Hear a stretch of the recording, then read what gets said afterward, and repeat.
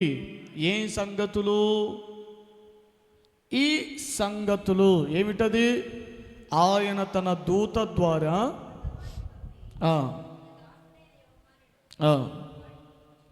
దేవునికి మహిమ కలుగును గాక. హల్లెలూయా. కాబట్టి జాగ్రత్తగా ఆలకించండి ప్రియదేవుని బిడ్డలారా. ప్రకటన గ్రంథము అంతయు కూడా రానున్న భవిష్యత్తు, రానున్న దినములు, రానున్న రోజులు గురించి వ్రాయబడుతున్నటువంటి విషయాలు ఇవన్నీ కూడా. Praise the Lord. కాబట్టి ఈ ప్రకటన గ్రంథము ఫుల్లీ ఫ్యూచర్ గురించి చెప్పబడుతున్నటువంటి విషయాలు, ఫ్యూచర్ గురించి తెలియచేయబడుతున్న సంగతులు, భవిష్యత్తు రానున్న దినములలో ఎలా ఉండబోతుంది, భవిష్యత్తు రానున్న రోజులో ఎలా ఉండబోతుందో, ఎలాంటి పరిణామాలు జరగబోతున్నాయో రానున్న దినములలో అనేకమైనటువంటి విషయాలు మనం ధ్యానం చేస్తాం. అనేకమైనటువంటి విషయాలు మీకు తెలియజేస్తాను. ఈ ప్రకటన గ్రంథాన్ని రాస్తున్నటువంటి వారు అపోస్తలులలో ఒకడై ఉన్న యోహాను గారు. ఈ యోహాను గారు ఈ ప్రకటన గ్రంథాన్ని రాస్తున్నప్పుడు ఆయన ఎక్కడున్నాడు, ఏ సమయంలో రాశాడంటే, పద్మాసు ద్వీపములో ఒక ద్వీపం ఉంది. ఆ ద్వీపం పేరు పద్మాసు ద్వీపం. చాలా భయంకరమైనటువంటి ద్వీపం అది. పద్మాసు ద్వీపములో ప్రధాన బిడ్డలారా దేవుడు ఇచ్చినటువంటి ప్రత్యక్షతలవి, దేవుడు ఇచ్చినటువంటి ప్రకటనలు. ప్రేమైనటువంటి దేవుని బిడ్డలారా, ప్రత్యక్షత అంటే అది ఎవరికి పడితే వాళ్ళకి అనుగ్రహించబడేది కాదు. ప్రత్యక్షతలు అంటే అది ఎవరికి పడితే వాళ్ళకి అందించేది కాదు.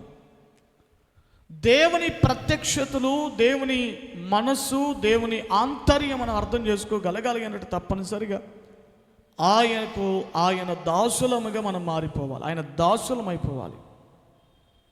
ఆ 1వ వచనం చూశారు కదా, యేసుక్రీస్తు తన దాసులకు కనపరచుటకు దేవుడిచ్చిన ప్రత్యక్షత, దేవుడు అనుగ్రహించిన ప్రత్యక్షత, ప్రకటన, తన దాసులకు ఇచ్చిన ప్రత్యక్షత. సో దేవుని సన్నిధిలో ఆయన దాసులముగా ఉంటేనే ఈ ప్రత్యక్షతలు మనకు అర్థమవుతాయి, లేకపోతే అర్థమయ్యే అవకాశం లేదు. యోహాను భక్తుడు పద్మాసు అనే ఒక భయంకరమైనటువంటి ద్వీపంలో ఉండి రాసిన ప్రకటన గ్రంథం ఇది. అపోస్తలులు ఒక్కొక్కరు ఒక్కొక్క రీతిగా చంపబడ్డారు, ఒక్కొక్కరు ఒక్కొక్క రీతిగా హతమార్చబడ్డారు. ఈ ప్రకటన గ్రంథాన్ని రాసినటువంటి పెద్ద అపోస్తలులో ఒకరు యోహాను గారు ఒకసారి మరుగుచున్న నూనెలు వేయబడ్డారట. ఏ నూనెది? మరుగుతున్న నూనె. ఎందుకు వేశారు? యేసుక్రీస్తుని గురించి ప్రకటిస్తున్నాడని, యేసుక్రీస్తు గురించి బోధిస్తున్నారని మరుగుచున్నటువంటి నూనెలో తీసుకెళ్ళి పడేశారట. మరుగుచున్న నూనెలో వేసినా కూడా ఇంకా బ్రతికే ఉన్నాడు. వీడిని ఎలా చేయాలి, వీడిని ఎలా చంపాలి అర్థం కావట్లేదని తీసుకెళ్ళి పద్మాసు ద్వీపంలో పడేశారు. ఈ పద్మాసు ద్వీపం ఎలాంటిదంటే భయంకరమైన క్రూర మృగాలు, అలాగే మనుషులు ఎవ్వరు కూడా సంచారం చేయని చోటది. మనుషులు ఎవ్వరు కూడా లేని పరిస్థితులు, ఆహారం దొరకదు, నీరు దొరకదు, ఏమీ కూడా దొరకనటువంటి ప్రాంతం, ద్వీపం. ఐలాండ్ అంటారు కదా, ఒక ద్వీపాలు ఇవన్నీ. చుట్టూ సముద్రం ఉంటుంది. ఆ సముద్రపు యొక్క మధ్య భాగంలో ఓ చిన్నపాటి భూమి అన్నమాట, చిన్నపాటి నేల, ఓ చిన్న నేల. ప్రధాన బిడ్డలారా, ఇలాంటి పద్మాసు ద్వీపులు ఎందుకు వేశారో తెలుసా? ఈ పద్మాసు ద్వీపంలో ఒంటరి వాడై ఆకలి దప్పులకు చచ్చిపోయి తట్టుకోలేక చచ్చిపోతాడు వీడు అని పద్మాసు ద్వీపంలో విడిచిపెట్టారు. దేవునికి మహిమ కలుగును గాక. ఒంటరితనాన్ని మించినటువంటి నరకయాతన మరొకటి ఉండదు. ఒంటరితనాన్ని మించినటువంటి వేదన మరొకటి ఉండదు. ప్రియ దేవుని బిడ్డలారా, అలాంటి స్థితిగతుల మధ్య యోహాను దేవుని ప్రత్యక్షతలు చూస్తూ ఉన్నాడు. అది కూడా ఎలా చూశాడు తెలుసా? 2 కాళ్ళకు 2 చేతులకు సంకెళ్ళు వేయబడ్డాయి. 2 కాళ్ళకు 2 చేతులకు సంఖ్యలు వేయబడ్డాయి. అలాంటి స్థితిలో కూడా యోహాను దేవుని సందులో ప్రార్థన చేస్తున్నప్పుడు, ఆత్మవశుడై ఉన్నప్పుడు, ఆత్మవశుడు కాగా, ఏమండి 10వ వచనంలో ఉంటుంది, ప్రభువు దినమందు ఆత్మవశుడనై ఉండగా. ఆత్మవశుడైనప్పుడు దేవుడు ఈ విషయాలు, ఈ మర్మములన్నిటిని కూడా దేవుడు బయలుపరిచాడు. భవిష్యత్తు ఎలా ఉండబోతుందో తెలుసుకొని ముందుగా సిద్ధపడటం కోసమే దేవుడు తెలియజేశారు. చూడండి, ఈ 4వ వచనంలో అంటున్నాడు, ఈ సంగతులన్నీ ఎవరికి రాస్తున్నారు? లోకానికి కాదు. బాగా అర్థం చేసుకోండి. ప్రకటన గ్రంథము అంతా కూడా అన్యజనుల కోసం కాదు, సంఘము కోసం, సంఘ బిడ్డల కొరకు, ఆయన రక్తము చేత కడగబడినటువంటి వారి కొరకు వ్రాయబడినటువంటి సంగతులు. లోకం కోసం కాదు. దేవుడు తన బిడ్డలకు, ఏమండి 4వ వచనములో ఆసియాలో ఉన్న 7 సంఘాలు చెప్తాను, దాని విషయం కూడా, 7 సంఘములకు శుభమని చెప్పి వ్రాయున్నది. సంఘాలకు చెప్పినటువంటి విషయాలు, సంఘాలకు తెలియపరిచిన సంగతులు ఇవన్నీ. అంటే మనము తప్పనిసరిగా తెలుసుకోవలసినటువంటి విషయాలు. ఆశీర్వాదాలు, వాగ్దానాలు, స్వస్థతలు, దీవెనలు, కడుపు నొప్పి పోవటము, ఉద్యోగాలు రావడము, పిల్లలు పొందుకోవటం, ఇది కాదు. మనము తెలుసుకొనవలసిన సంగతులు, విషయాలు ఎన్నో ఉన్నాయి. సంఘముగా మనము తెలుసుకోవలసినటువంటి విషయాలు. ఈ 4వ వచనంలో వర్తమాన భూత భవిష్యత్తు కాలములలో ఉన్నవాని నుండి ఆయన సింహాసనం ఎదుటనున్న 7 ఆత్మలు అని తెలియజేస్తున్నాడు. చూడండి, పరలోక రాజ్యములో అనేకమైనటువంటి సింహాసనములు ఉన్నాయి. అనేకమైనటువంటి సింహాసనములు కంటే పైగా ఉన్నటువంటి సింహాసనం ఏంటంటే దేవుని సింహాసనం. Praise the Lord. దేవుని సింహాసనం ఎదుట ఏమున్నాయట చెప్పాలి? ఏమున్నాయి? 7 ఆత్మలు ఉన్నాయట. లైక్ ఏ 7 స్పిరిట్స్. 7 ఆత్మలు ఉన్నాయి. ఏమిటవి? ఎందుకని దేవుని సింహాసనం ఎదుటనే ఉన్నాయి? ఎందుకని దేవుని సింహాసనం ఎదుటనే 7 ఆత్మలు ఉన్నాయని తెలియజేస్తున్నాడట. What is the meaning that? ఏమిటి దాని అర్థం? దేవుని సింహాసనం ఎదుట 7 ఆత్మలు ఉన్నాయట. ప్రజలు బిడ్డలారా, పరిశుద్ధ గ్రంథంలో మచ్చుగా ఒక విషయం మీకు తెలియజేస్తాను. యెషయా గ్రంథంలో ఒక మాట ఉంటుంది. యెషయా గ్రంథం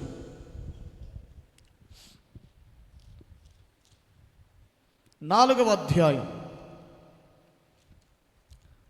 యెషయా గ్రంథం 4వ అధ్యాయం 4వ వచనాన్ని ఒకసారి చూద్దాం. తీర్పు తీర్చు ఆత్మ వలనను దహించు ఆత్మ వలనను ప్రభువు సియోను కుమార్తెలకున్న కల్మషమును కడిగి వేస్తాడు. బాగా ఇక్కడ చూడండి, అక్కడ టూ టైప్స్ ఆఫ్ స్పిరిట్స్ మనం చూస్తూ ఉన్నాం. 2 రకాల ఆత్మలు అక్కడ మనం చూస్తున్నాం. ఒకటి తీర్పు తీర్చు ఆత్మ, రెండవదిగా దహించు ఆత్మ. అంటే 2 విధాలుగా ఉన్నాయంట, 2 రకములుగా ఉంటూ ఉన్నాయి. తీర్పు తీర్చు ఆత్మ, దహించు ఆత్మ. ఈ తీర్పు తీర్చు ఆత్మ ద్వారా, దహించే ఆత్మ ద్వారా ఎలాంటి కార్యాలు జరుగుతున్నాయి?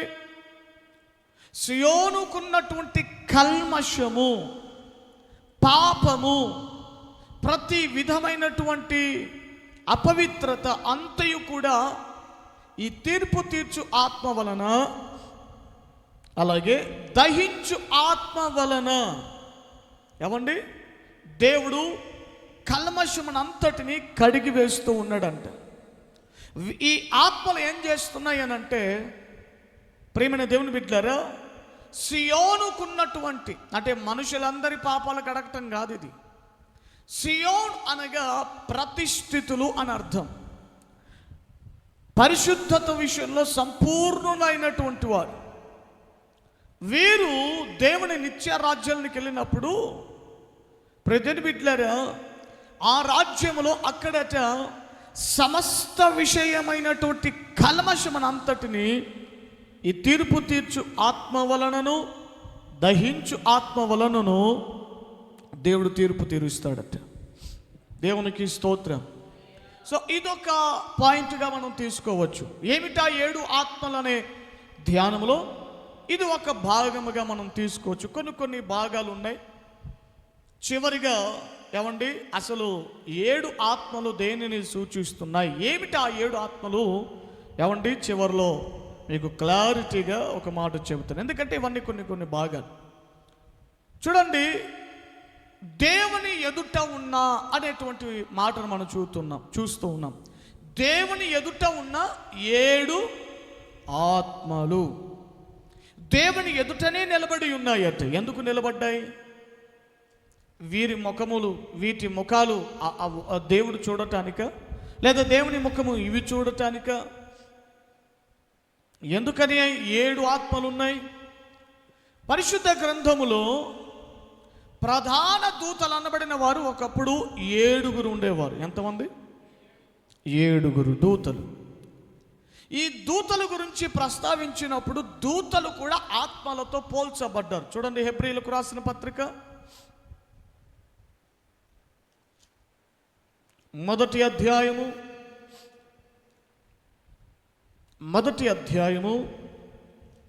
14వ వచనం.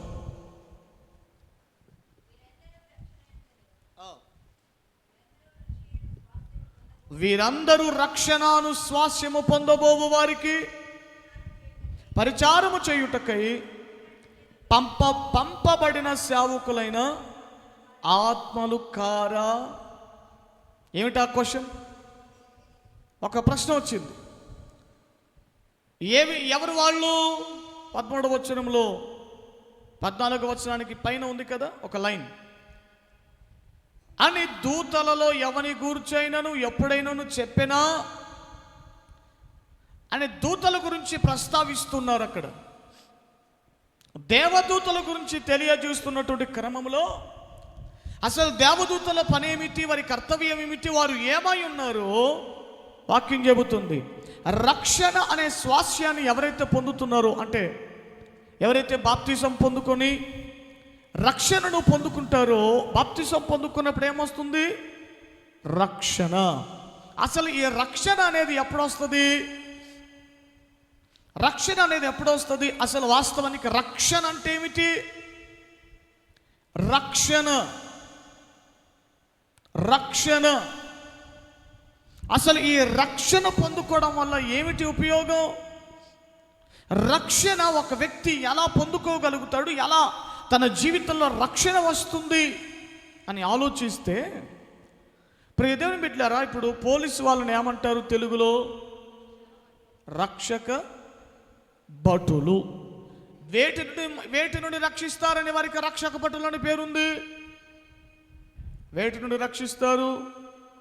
మనకేదైనా పలాని వారితో ప్రమాదం ఉంది, పలాని వారితో కాస్త మనకు థ్రెట్ ఉంది, ఇబ్బంది ఉంది, ప్రమాదాలు ఉన్నాయి, అపాయం పొంచి ఉంది అన్నప్పుడు పోలీసు వారి దగ్గరికి వెళ్ళినప్పుడు వారు మనకేం చేస్తారు?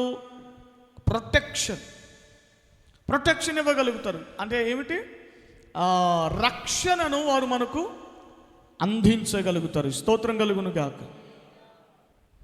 అంటే ఒక ప్రమాదము నుండి, ఒక అపాయము నుండి, ఒక కీడు నుండి, లేదా ఒక వ్యక్తి ద్వారా మనకు కలిగే అపాయము నుండి మనకు ప్రొటెక్షన్ ఇవ్వగలిగిన వాళ్ళు రక్షక భటులని మనం పిలుస్తున్నాం. అలాగే ఒక వ్యక్తి, ఒక దేవుని బిడ్డలు పొందేటువంటి రక్షణ కూడా, దేవుడిచ్చే రక్షణ కూడా ఎలాంటిదనంటే, నువ్వు సచ్చిన తర్వాత నీ ఆత్మ నరకానికి వెళ్లకుండా, పాతాళానికి వెళ్లకుండా, పాతాళం నుండి తప్పించుకోగలిగే అనుభవమే, పాతాళ బలం నుండి విడిపించగలిగినది, పాతాళ వశములో నుండి నిన్ను రక్షించగలిగినదే, అందులోనికి పోకుండా నేను తప్పించేదే రక్షణ. స్తోత్రం. ఈ రక్షణ సంపూర్ణముగా ఎలా మనకు కలుగుతుంది అనంటే, బాప్తిసం పొందినప్పుడు మాత్రమే కాదు, బాప్తిసం పొందిన తర్వాత ఇంకో పనులు కూడా చేయాలి. ఏమండి? వాక్యం చెప్తుంది అపోస్తుల కార్యముల గ్రంథం 2వ అధ్యాయం 37వ వచనములో ఏమంటున్నాడు అక్కడ పేతురు గారు? మీరు మారు మనసు పొంది పాప క్షమాపణ నిమిత్తము ప్రతి వాడును యేసుక్రీస్తు నామమున బాప్తిసం పొందుడి, అప్పుడు మీరు పరిశుద్ధాత్మను వరమును పొందుదురు. ఆ కింద వచనంలో రాయబడి ఉంటుంది, 39వ వచనం చదవండి. 39 అయ్యా, సరే 40 చదవండి.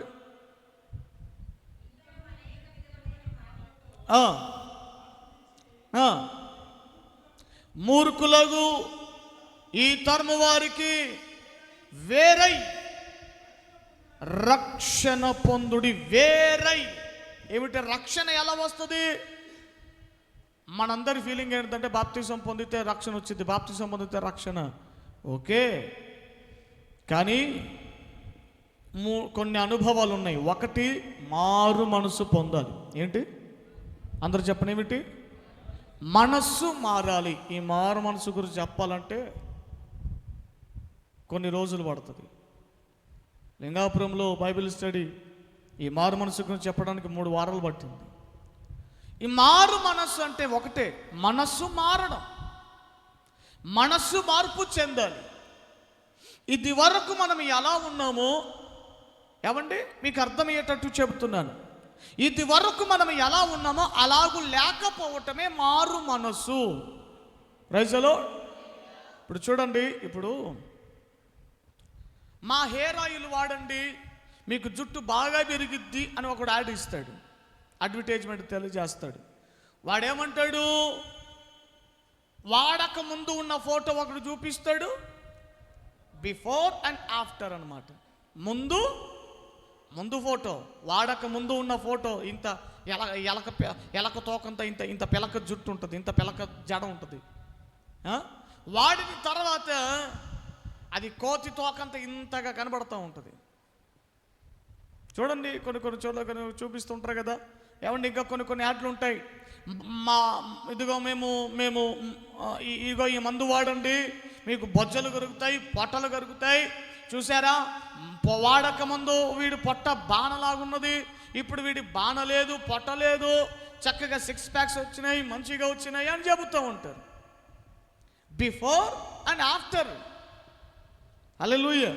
అంటే వారి ఉద్దేశం ఏంటి? మా మందు వాడిన తర్వాత, మా కంపెనీ ప్రోడక్ట్ వాడిన తర్వాత మార్పు కనబడిందా లేదా అని చెప్పటానికి వారి ప్రయత్నం. Praise the lord.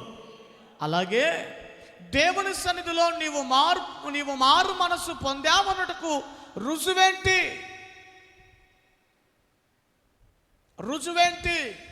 ముందు తరువాత, అదే రుజువు. హల్లెలూయా. జక్కయ్య ప్రభు దగ్గరికి రాకముందు జక్కయ్య బ్రతుకేంటి, జక్కయ్య జీవితం ఏంటి చెప్పండి? అన్యాయస్తుడు, వడ్డీ వ్యాపారాలు చేసేటోడు, ఇంకా 10 మందిని బాధ పెట్టేటోడు, కన్ను విన్నుగా అనకుండా ఏమండి మాట్లాడేటువంటి వాడు, చాలా కఠినుడు అని మనం తెలుసు. కానీ యేసు ప్రభును చూడాలి అని ఆశతో బయలుదేరిపోయినప్పుడు, యేసు ప్రభును తన ఇంటిలోనికి చేర్చుకున్నప్పుడు, ఏమండి ఇంటి దగ్గర నుండి పోయేటప్పుడు ఒకలా ఉన్నాడు, ఇప్పుడు యేసయ్యను తన ఇంటిలోనికి తెచ్చుకునేటప్పుడు చాలా చేంజ్ వచ్చింది, చాలా మార్పు వచ్చింది. ప్రభుతో అంటాడు, ప్రభువా ఎవరెవరి యొద్ద నేను అన్యాయంగా ఎంత తీసుకున్నానో వారికి అందరికీ తిరిగి నేను 4 times 4 గంటలు నేను తిరిగి చెల్లిస్తాను, ఇస్తాను. 4 గంటలు I will return back, I will give back my money. నా ధనం అంతా 4 గంటలుగా తిరిగి ఇచ్చేస్తాను అని ఒప్పేసుకున్నాడు. ప్రభు అన్నాడు, ఇదిగో ఇతడును అబ్రహాము కుమారుడే, ఈ ఇంటికి రక్షణ వచ్చి ఉన్నది. ఎప్పుడు రక్షణ వచ్చి ఉన్నది అన్నాడు? ఎప్పుడైతే సమర్పణ బయలుదేరిందో, వదిలేసుకున్నాడో, విడిచిపెట్టుకున్నాడో, అప్పుడు ప్రభు నోటి వెంట చెప్పిన మాట. అప్పుడేం బాప్తిసం పొందలేదే. ఏమండి, జక్కయ్య గారు అప్పుడేం బాప్తిసం పొందలా. కానీ ప్రభు అన్నారు, రక్షణ వచ్చి ఉన్నది ఇంటికి అని ప్రభు అన్నారు. హల్లెలూయా. బాప్తిసం కూడా అవసరం రాలేదు, బాప్తిసం అవసరం రాలా, బాప్తిసం తీసుకోలే, కానీ రక్షణ వచ్చిందని అన్నాడు. అసలు వాస్తవానికి బాప్తిసం దేనికి చెప్పనా? బాప్తిసం దేనికోసం అంటే పాపములు క్షమించబడటానికి బాప్తిసం. పాపములు క్షమించబడట కొరకు బాప్తిసం. రక్షణ అది ఆత్మలో జరిగే, దేవుడు జరిగించే ఒక క్రియ, అదొక అనుభూతి. That is a feeling.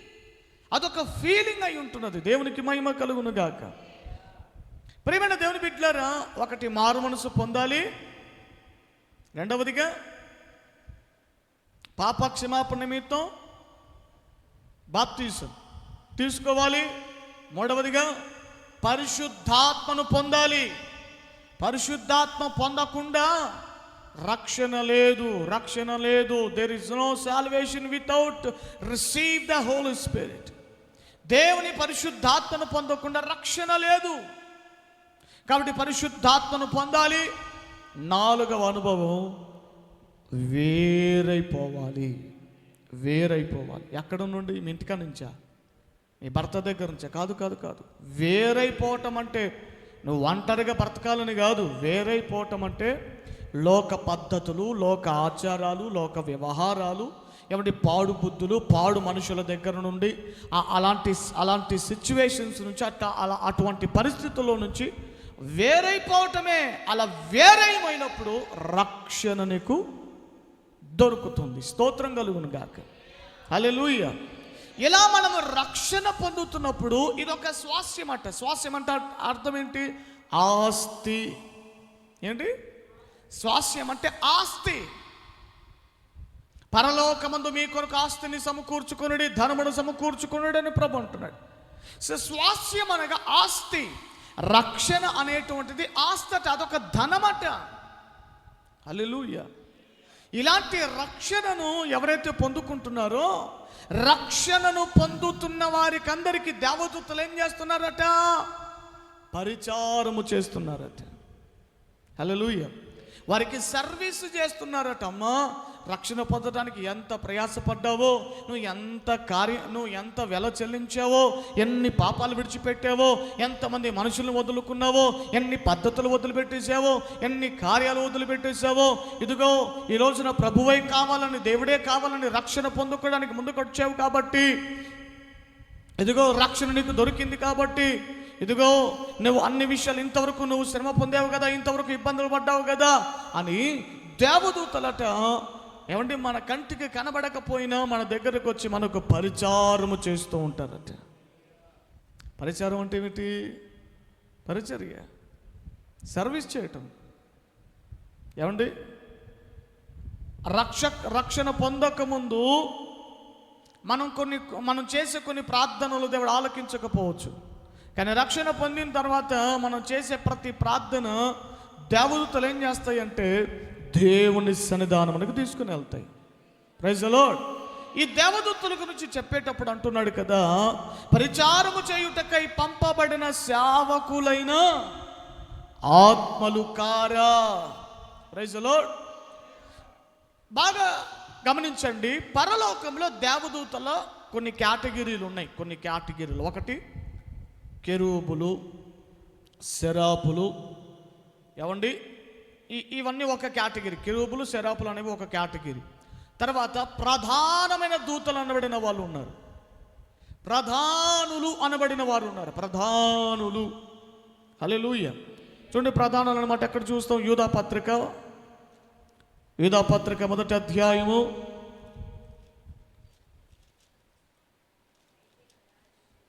6వ వచనం చూడండి. మరియు తమ ప్రధానత్వమును నిలుపుకొనక తమ నివాస స్థలమును విడచిన దేవదూతలు.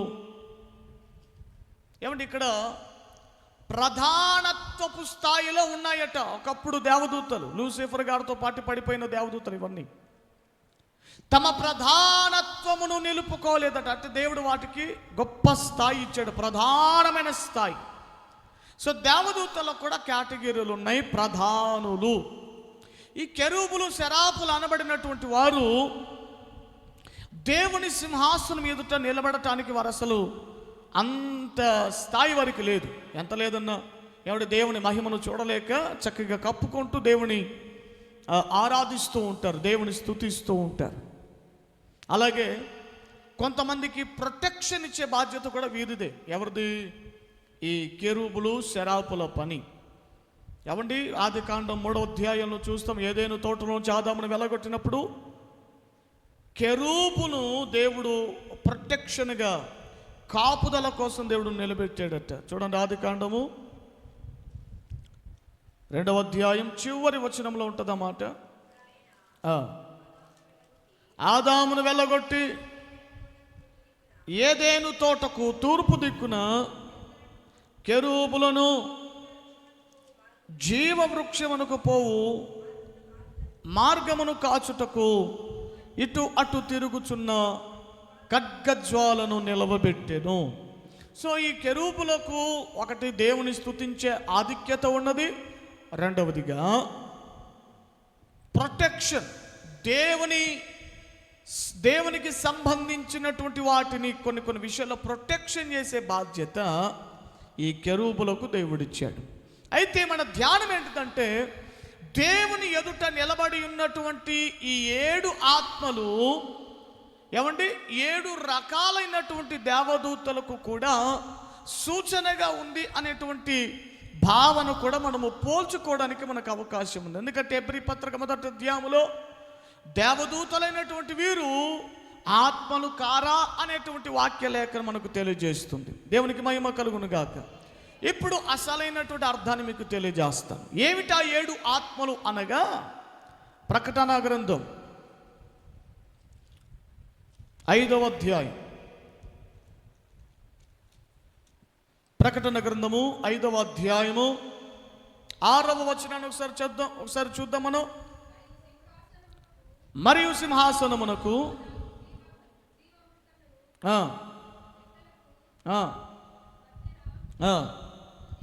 వధింపబడినట్లుండిన గొర్రెపిల్ల నిలిచి ఉండుట చూచి తిని, ఆ గొర్రెపిల్లకు 7 కొమ్ములు, 7 కన్యకలు కాదే, ఇది 7 కన్నులు ఉండెను.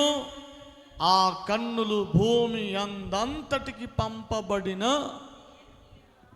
అది సంగతి ఏంటటయి, దేవుని కన్నులే దేవుని ఎదుటగా ఉన్న దేవుని 7 ఆత్మలు. ఈ 7 ఆత్మలు దేవునికి నేత్రాల వంటివి అనే దాని మీనింగ్ ఏంటంటే, అది దేవునికి కన్నుల వంటివి. చెప్పండి ఏమిటి? అందరూ చెప్పాల. దేవునికి అంటుంటారు, ఒరే నువ్వు నాకు కన్ను లాంటోడివిరా, నువ్వు నాకు దారి చూపే కన్ను లాంటోడివిరా, నువ్వు నాకు దృష్టిని చూపే ఒక కన్ను లాంటి వాడివిరా అంటుంటారు. అన్నంత మాట్లాడాడు మనకు కన్నా కాదు. ఎందుకని ఆ సందర్భంలో అంటాం? మనం ఏదైనా ఒక నిర్ణయాలు, మనకు తెలివి తక్కువ, బుర్ర తక్కువ ఉన్నప్పుడు అలాంటి వాళ్ళు మనకి ఏదైనా నిర్ణయాలు చెప్పటమో, కొన్ని ఆలోచనలు చెప్పటమో, లేకపోతే మనం లేకపోయినా ఏమండి మన స్వయంగా అక్కడికి వెళ్ళి ఆ పనులు చేయకపోయినా ఆ వ్యక్తులు నమ్మకంగా మన పక్షముగా నిలబడి ఆ పనులు చేయగలుగుతారు. నువ్వు నాకు కన్ను లాంటి వాడివిరా అని అంటుంటారు. అలాగే దేవుని సింహాసనం ఎదుట ఉన్నటువంటి దేవుని 7 ఆత్మలు ఏమండి, అవి ఏమిటట? అవి దేవుని యొక్క 7 కన్నులట. స్తోత్రం చెప్పండి.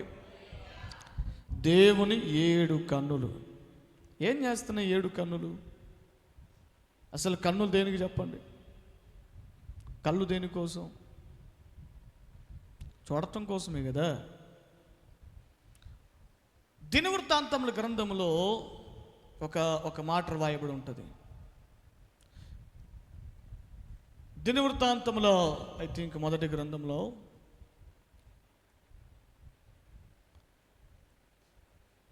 ఇదిగో లోకమంతటా నా కన్నులు సంచారము చేయుచున్నాయి అని అంటాడు. ఎక్కడుందన్నమాట? Praise the Lord. చూడండి ఆ మాట.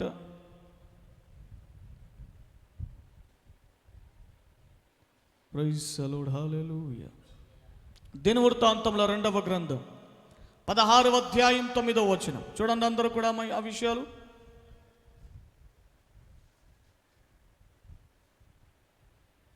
దినవృత్తాంతంలో 2వ గ్రంథం 16వ అధ్యాయం 9వ వచనం. తన ఎడల యథార్థ హృదయము గల వారిని బలపరచుటకై యెహోవా కనుదృష్టి లోకమందంతటా సంచారము చేయుచున్నది. స్తోత్రం చెప్దాం ఒకసారి. యథార్థ హృదయము గల వారిని. ఇప్పుడు దేవుని 7 కన్నులు, 7 ఆత్మలు, వాటి పనేమిటి? దేవుని దృష్టి, లేదా ప్రపంచంలో ఎవరైతే యథార్థము కలిగిన వారుగా ఉన్నారో, ఎవరట? తన ఎడల యథార్థ హృదయాలు కలిగిన వారిని. మనుషుల విషయంలో ఎంతో యథార్థంగా ఉంటాం. మరి దేవుని ఎడల కూడా, దేవుని విషయంలో కూడా మనం యథార్థవంతులముగా ఉండాలట. హల్లెలూయా. అంటే మనుషుల విషయంలో ఎందుకని యథార్థవంతులుగా ఉంటాం? మనుషుల విషయంలో యథార్థవంతులుగా ఉంటే వారి ద్వారా ఏదో మేలులు జరుగుతాయి కాబట్టి, వారి ద్వారా ఏదో కొన్ని పనులు మనకు జరుగుతాయి కాబట్టి. అలా కాదట. మనుషుల విషయంలో నువ్వు ఎంత యథార్థంగా ఉన్నావో, దేవుని విషయంలో కూడా నీవు అంత యథార్థముగా ఉంటున్నప్పుడు వాక్యం చెబుతుంది, తన ఎడల యథార్థ హృదయము గల వారిని బలపరచుటకై. బలపరచటానికట దేవుని నేత్రాలు లోకమంతటా సంచారము చేస్తున్నాయి. ఇప్పుడు చూడండి, దేవుని ఎదుట నిలబడి ఉన్నటువంటి 7 కన్నులు, లేదా దేవుని ఎదుట నిలబడి ఉన్న 7 ఆత్మలు, దేవుని 7 కన్నులు అని మనం చదువుతున్నాం, ధ్యానం చేసాం. వీటి పనులేమిటి? వీటి బాధ్యత ఏమిటి అనంటే, భూమి మీద ఎవరెవరైతే దేవుని ఎడల యథార్థము కలిగిన వారుగా ఉంటున్నారో వారందరిని బలపరచుటకై. హల్లెలూయా. దేవుని 7 కన్నులు యథార్థము కలిగిన హృదయము కలిగిన వారిని బలపరుస్తున్నాయి అట. చూస్తూ ఉన్నాయి. ఎవరు అన్యాయంగా బాధించబడుతున్నారు, ఎవరు కన్నీరు కారుస్తున్నారు అన్యాయంగా, ఎవరు బాధించబడుతున్నారు దేవుడు చూస్తున్నాడట. ఆయన నేత్రాలు చూస్తున్నాయట. సింహాసనం ఎదుట ఉన్నటువంటి కన్నులు కలిగిన 7 ఆత్మలు చూస్తూ ఉన్నాయి. చూసి ఆయనకు రిపోర్ట్ ఇస్తూ ఉన్నాయి. ప్రభువా, పలానా చోట, పలానా సంఘములో, పలానా ఊరిలో, పలానా స్థలంలో ఎదుగు పలానా భర్త ద్వారా పలానా భార్య బాధించబడుతుంది, పలానా భార్య ద్వారా పలానా భర్త బాధించబడుతున్నాడు, పిల్లలు బాధించబడుతున్నారు, పలానా సేవకుడు బాధించబడుతున్నాడు. కారణం ఇదయ్యా, కారణం ఇదండి, విషయం ఇదండి. దేవునికి మహిమ కలుగును గాక. దేవుని ఎడల యథార్థ హృదయం కలిగిన వారిని దేవుడు తప్పక బలపరుస్తాడు. దేవునికి స్తోత్రం. బైబిల్లో కొంతమంది ఉన్నారట, దేవునికే ద్రోహం చేసిన వాళ్ళు ఉన్నారట. ఏమండి? దేవుని ఎడల ద్రోహం చేసిన వాళ్ళు ఉన్నారట. చూడండి ఆ విషయం. దేవుడే ఒక సందర్భంలో స్టేట్మెంట్ ఇస్తాడు. దేవునికి మహిమ కలుగును గాక. హల్లెలూయా. చూడండి మాట మీకు జ్ఞాపకం చేస్తాను. సమూయేలు 2వ గ్రంథం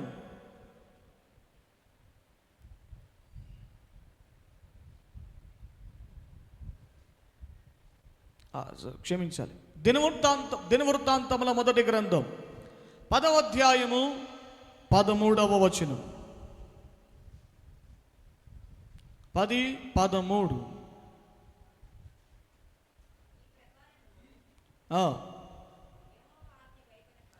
ఈ ప్రకారము యెహోవా ఆజ్ఞను గైకొనక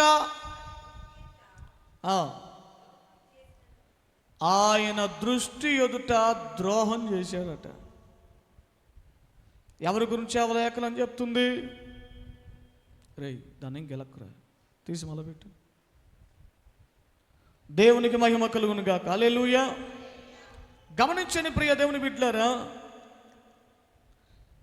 ఈ ప్రకారం యెహోవా ఆజ్ఞను గైకొనక ఆయన దృష్టి ఎదుట ద్రోహము. ఆయన దృష్టి ఎదుట ద్రోహం. ఎలా ద్రోహం చేయగలిగాడట? ఏమిటి ద్రోహం చేయడం అంటే? యెహోవా ఆజ్ఞను గైకొనక. యెహోవా ఆజ్ఞను గైకొనలేదట. ఈ రాత్రికాల సమయంలో జాగ్రత్తగా ఆలకించండి. ఎవరైతే దేవుని ఆజ్ఞను గైకొనరో వారందరూ కూడా ఎవరికి ద్రోహం చేస్తున్నారని అర్థం? ఎవరి విషయంలో దేవుడు ఆ మాట అంటున్నాడు? సౌలు విషయంలో చెబుతున్న మాట కదా. చూడండి, కంటిన్యూ చదవండి. ఆయన దృష్టి ఎదుట ద్రోహం చేసినందుకును. తీసి బ్యాటరీ మంచిగా పెట్టు, లాక్ చేసి మంచిగా. ఈ ప్రకారం యెహోవా ఆజ్ఞ గైకొనగానే దృష్టి ఎదుట ద్రోహం చేసినందుకును యెహోవా యొద్ద విచారణ చేయక కర్ణ పిశాచముల యొద్ద విచారణ చేయుదానని వెదకినందుకును. దేవునికి ద్రోహం చేసినందుకు ప్రైజ్ ది లార్డ్. బైబిల్ గ్రంథంలో ప్రజలు బిడ్డలారా, దేవునికి ద్రోహం చేసినప్పుడు, దేవుని ఎడలనే ద్రోహం చేస్తే ఎలాంటి శిక్షలు ఉన్నాయో బైబిల్లో ఒక మాటను మీకు జ్ఞాపకం చేస్తాను. యెహోషువ గ్రంథం 22.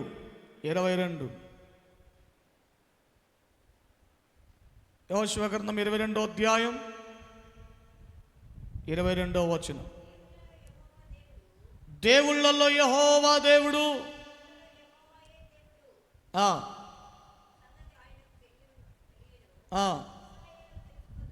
ఇశ్రాయేలీయులు తెలుసుకొందురు, ద్రోహము చేతనైనను యెహోవా మీద తిరుగుబాటు చేతనైనను ఈ పని చేసిన ఎడల నేడు మమ్ము బ్రతుకనీయకుడి. అర్థమైందా? ఎవరైనా పొరపాటున దేవుని ఎడల ద్రోహము చేస్తే వారేమవ్వాలట? బ్రతుకనీయకూడదట, బ్రతకటానికి వీలు లేదట. మరి దేవుని ఎడల మనం ఎన్నో మార్లు ఎన్నోసార్లు ద్రోహం చేయలేదా? ద్రోహం చేయడం అంటే ఏంటి? దేవుని ఆజ్ఞను మీరటమే, దేవుని ఆజ్ఞను గై కొనకపోవటమే. ఏమిటి దేవుని ఆజ్ఞను గై కొనకపోవటం? ఏదైతే దేవుడు ఆజ్ఞలుగా తెలియజేస్తున్నాడో, ఏదైతే దేవుడు తన మాటలుగా తెలియజేస్తున్నాడో దాని ప్రకారంగా బ్రతుకకపోవటమే, జీవించకపోవటమే, దాని ప్రకారంగా చేయకపోవటమే ఆజ్ఞను గై కొనకపోవటం. హల్లెలూయా, హల్లెలూయా. ఆజ్ఞలను గైకొంటున్నామా? దేవునికి ఇష్టానుసారమైనటువంటి నడవడికను చేయగలుగుతున్నామా? నీవు దేవుని ఎడల ద్రోహం చేస్తున్నావట. దేవుని ద్రోహం అంటే ఏమిటి? మోసం చేయడం. ద్రోహం అంటే ఏమిటి? దేవుని బాధపరచటం. ద్రోహం అంటే ఏమిటి? విరోధమైన కార్యాలు చేయటం. దేవుడు చేయమన్న పనిని, దేవుడు ఏమని చేయమన్న పనిని చేయకుండా ఇంకో పని చేస్తున్నావంటే నువ్వు దేవునికి ద్రోహం చేస్తున్నావని అర్థం. నా ప్రియమైన దేవుని బిడ్డలారా, వాక్యం చెబుతుంది, లోకమంతటా దేవుని ఎదుట నిలుచుచున్న 7 ఆత్మలయున్న 7 దేవుని కన్నులు లోకమంతట సంచారం చేస్తున్నాయి. దేనికోసం? తన ఎడల యథార్థ హృదయము కలిగిన వారిని బలపరచుటకై. హల్లెలూయా. బలపరుస్తాడంటండి. దేవుడు బలపరిస్తే ఆ అనుభవాలు ఎలా ఉంటాయి? యెషయా గ్రంథంలో ఒక వాగ్దానంగా ప్రభు మాట్లాడతాడు చూడండి. దేవుడు బలపరిస్తే, యెషయా గ్రంథం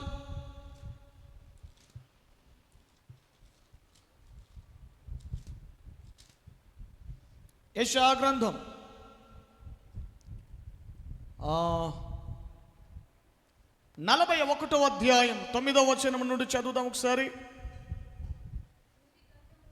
భూదిగంతముల నుండి నేను పట్టుకొని దాని కొనల నుండి పిలుచుకొనిన వాడా, నీవు నా దాసుడవనియు నేను నిన్ను ఉపేక్షింపక ఏర్పరచుకొంటిననియు నేను నీతో చెప్పుచున్నాను. నీకు తోడై ఉన్నాను, భయపడకుము.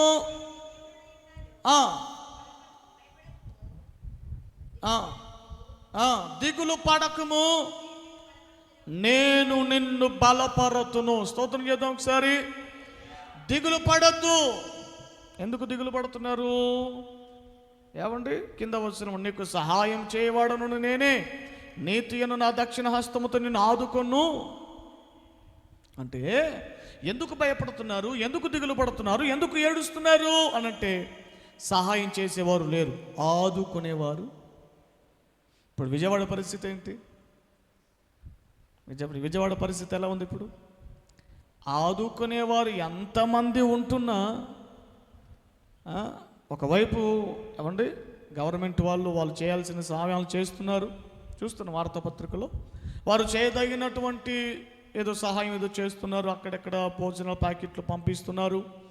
ఏమండి మరి కొన్ని చోట్ల అందలేని వారు పాపం వాళ్ళు వేదన పడుతూ ప్రభుత్వం మమ్మల్ని జ్ఞాపకం చేసుకోవట్లేదు, మమ్మల్ని సరిగా ఆదుకోవట్లేదని వాపోతున్నారు, బాధపడుతూ ఉన్నారు.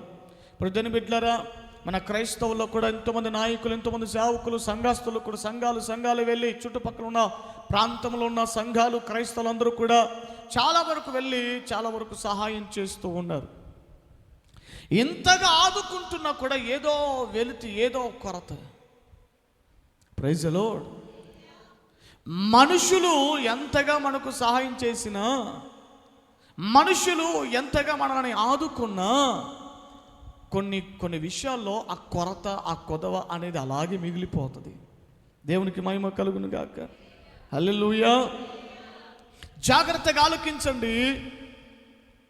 వాక్యం చెబుతుంది, నీకు సహాయం చేయువాడను నేనే, నిన్ను ఆదుకునివాడను కూడా నేనే. Praise the Lord. దేవుడే మనల్ని ఆదుకోగలగాలి. ఎలా ఆదుకుంటాడట? బలపరుస్తాడు. బలపరచి ఏం చేస్తాడట? సహాయం చేస్తాడు, ఆదుకుంటాడట.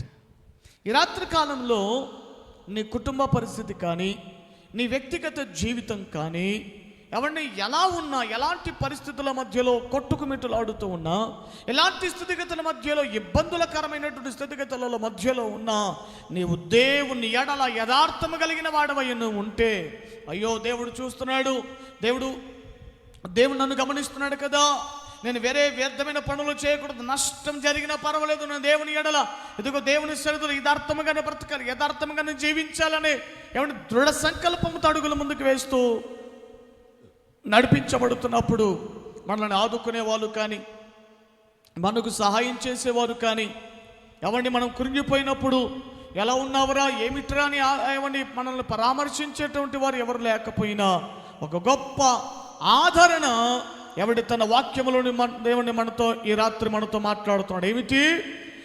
లోకమంతటా తన ఎడల యథార్థము కలిగిన వారు ఎవరెవరు ఉన్నారో, ఎవరు కుంగిపోతున్నారో, ఎవరు వేదన పడుతున్నారో వారందరిని బలపరచుట కొరకై, ప్రైజ్ ది లార్డ్, వారందరిని బలపరచటం కోసమని నా నేత్రాలు పంపించబోతూ ఉన్నాను.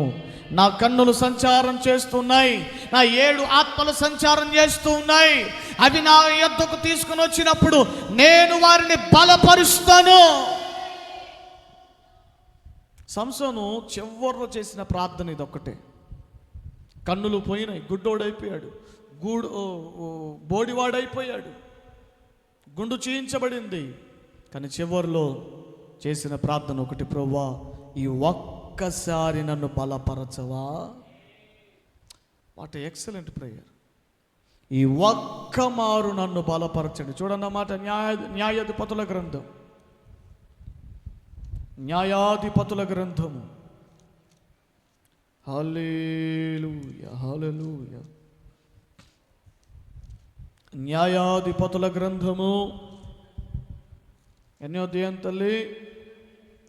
16వ అధ్యాయము 28వ వచనం. చూడండి ఆ మాట, చూడండి, ప్రతి ఒక్కరు చూడాలి. న్యాయాధిపతుల గ్రంథము 16:28. అప్పుడు సంసోను, యెహోవా ప్రభువా దయచేసి నన్ను జ్ఞాపకము చేసుకొనుము. దేవా దయచేసి ఈసారి మాత్రమే నన్ను బలపరచుము.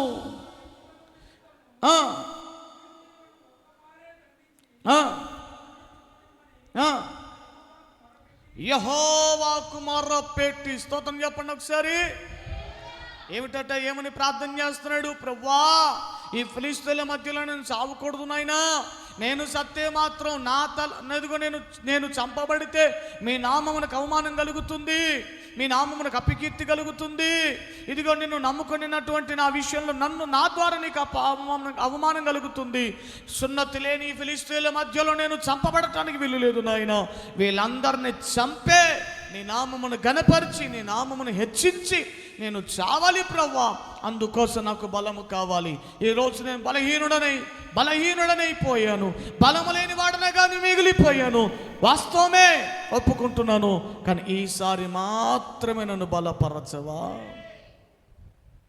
హల్లెలూయా.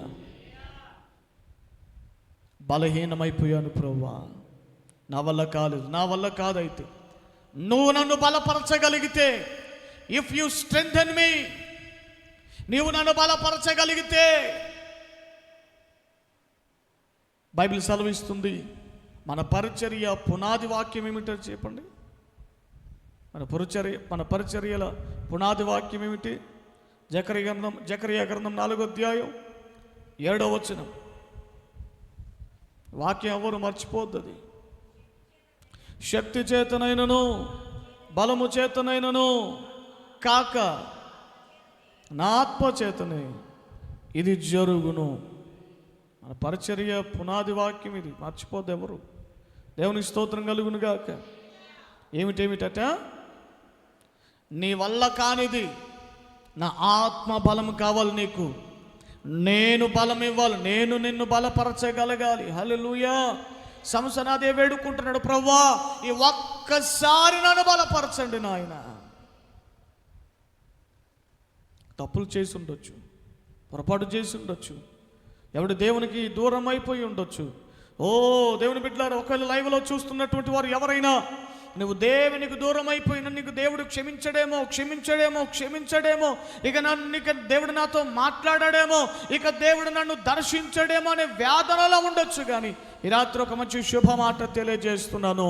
ఈ రాత్రి ఇంకొకసారి నేను పడిపోను ప్రభువా, ఇంకొకసారి నేను లోకంలో కలవను ప్రభువా, ఇంకొకసారి నేను నా జీవితాన్ని నాశనం చేసుకోను ప్రభువా. ఈ ఒక్కసారి నన్ను దర్శించి నన్ను బలపరిస్తే, ఈ ఒక్కసారి నన్ను మరలా నీ కృపతో నింపగలిగితే, నేను ఇంకా లోకం వైపు చూడను ప్రభు అనే ఒక ఆశతో పశ్చాత్తాపంతో దేవుని ఎడల నువ్వు ప్రాధేయపడగలిగితే, నిజముగా మొరపెట్టగలిగితే, యథార్థముగా మొరపెట్టగలిగితే, ఈ రాత్రి దేవుడు మనల్ని బలపరచడానికి సిద్ధంగా ఉంటాడు. బలపరుస్తాడండి, బలమనిస్తాడు. హల్లెలూయా. బలమనిచ్చే దేవుడు అండి ఆయన. ఆయన నేత్రాలు మనలను బలపరచగలవట. హల్లెలూయా. 7 ఆత్మలలో ఏమండి 7 ఆత్మలు చేసే పనులేమిటి? తన ఎడల యథార్థ హృదయము గల వారిని బలపరచుటకై లోకమంతట ఆయన నేత్రాలు, ఆయన కనుదృష్టి సంచారము చేస్తున్నాయి. పనికి మాలు పాడు పనులు చేసేటోని కాదు, ఇతరులను బాధ పెట్టి ఇతరుల విషయాలు అన్యాయం చేసిన వాడిని కాదు బలపరచటానికి.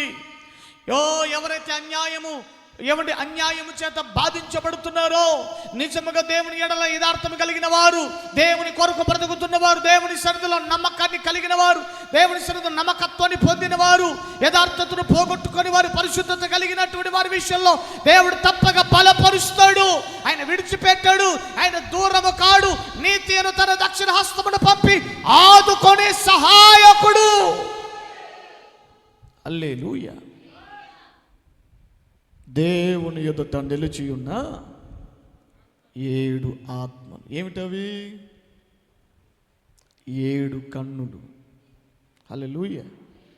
దేవుని కన్నులు, దేవుని ఎదుట నిలిచి ఉన్న దేవుని కన్నులు. దానితో దేవుడు చూస్తున్నట్టు, వాటితో లోకమంతటిని చూస్తూ ఉన్నాడు. Praise the Lord. హల్లెలూయా. ప్రార్థన చేసుకుందాం. అందరూ లేచిపడండి. అందరూ కూడా ప్రార్థన చేసుకుందాం. దేవుని 7 ఆత్మలు.